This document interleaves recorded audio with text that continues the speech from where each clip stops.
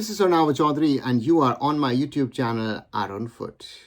Another chapter has been added by the Appeals Committee in regard to who will be the champions of the I-League 2024-2025, with the Appeals Committee ruling against Inter Kashi in the ineligible player case of Mario Barco. That means that they have said that Churchill Brothers, Namdari FC, and Real Kashmir FC all get 3 points in their matches against Inter Kashi, 3-0 in their favor.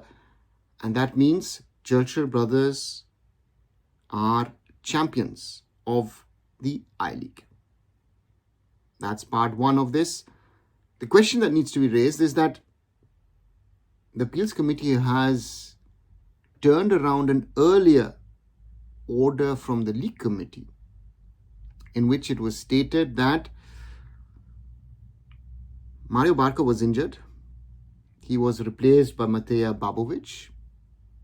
Then Julian Perez was released by Inter Kashi.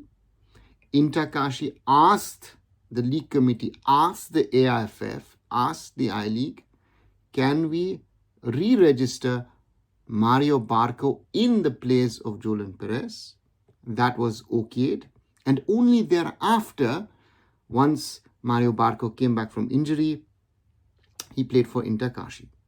Now, let's see what reactions we got after the Appeals Committee judgment has come out, because there's been a little confusion about it. Originally, it was supposed to be on the 30th of May. Then it was pushed forward to the 29th. Now, the ruling comes out on the 31st of May. There's no clarity on these kind of things. But again, let's work through what we know.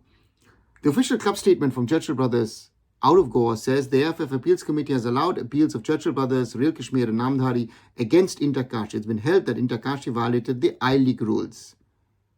The key point, as they state, Inter Kashi re-registered a foreign player, in bracket Mario Barco, despite no re-registration being allowed under I-League rules. As the appeals are allowed, now Inter Kashi's matches against these three teams will be treated as forfeits, and the points table shall stand revised. The club dedicates this hard-fought win to all its loyal fans and well-wishers. That's the side of Churchill Brothers. A little later, Inter Kashi came out with a more extensive statement, and I read it for you. Inter Kashi acknowledges the decision of the AIFF Appeals Committee and welcomes the timely disposal of the matter, which will now allow the club to appeal the same at the Court of Arbitration for Sports, in bracket CAS. While it is unfortunate Inter Kashi has to approach CAS yet again for a truly free and fair hearing of the matter, it seems to be the new reality of Indian football.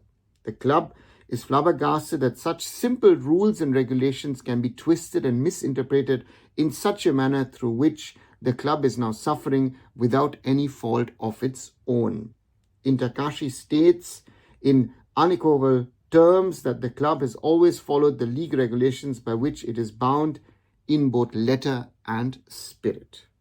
The club shares the frustration of its fans as everyone connected with the club grapples with this new reality of Indian football, but wishes to reassure that the arc of the moral universe may be long, but it is certainly bends towards justice.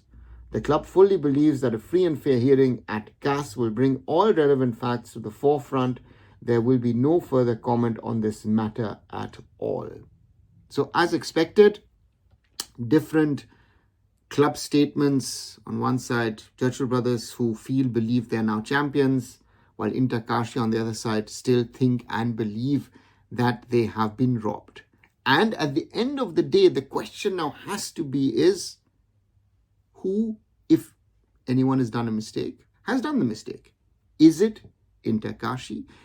Are the clubs actually in a position, after those matches have been played, file a complaint after a certain period of time? That is something which needs to be looked at. And then we come to the League Committee and the Appeals Committee. Because if the League Committee allowed the player to play, is the mistake with Inter Kashi or is it with the League Committee? That is one.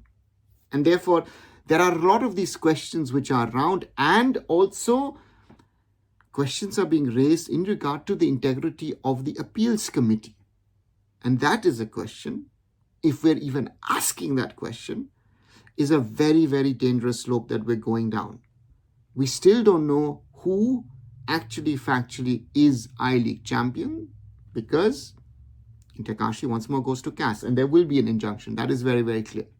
And then the question needs to be is, who all are sitting in committees of the AIFF? Are these people qualified enough to take a sporting legal decision? That's the final question.